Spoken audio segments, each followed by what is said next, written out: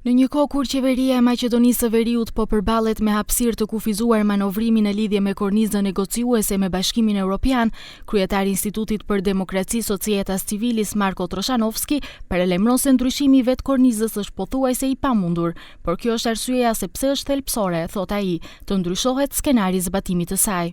Штетата е направена неповратно кога се искреира, кога се испреговара и прифати таа преговарачка рамка.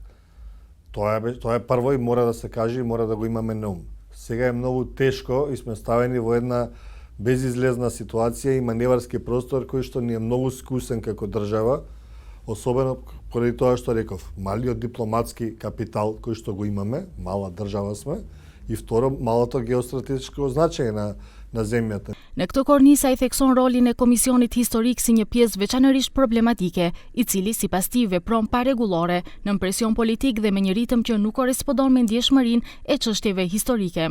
Ai e sheh zgjidhje në këmbguljen për kushte të reja për punën e saj, bazuar në standardet европиане.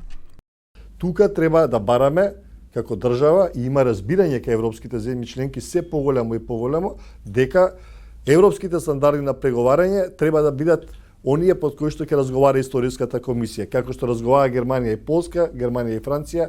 Paralelisht ai beson se fokusi duhet të jetë edhe te plani i veprimit për mbrojtjen e komuniteteve, i cili duhet të bazohet në kritere të qarta dhe të matshme, dhe jo në akuza të përgjithshme si ato për gjuhërrejtje bazuar në mira postime në Facebook. Lidhur me kulturën politike në vend, ai thot se edhe pse ka përparim në tonin e debatit pas tragjedive që bashkuan partitë, ndarja etnike dhe mungesa e debatit konstruktiv ende ndihen, veçanërisht nga opozita. Опозицијата е отсутна целосно. Мислам дека многу повеќе треба да е насочена кон предлози кои што даваат се конструктивна критика на политиките.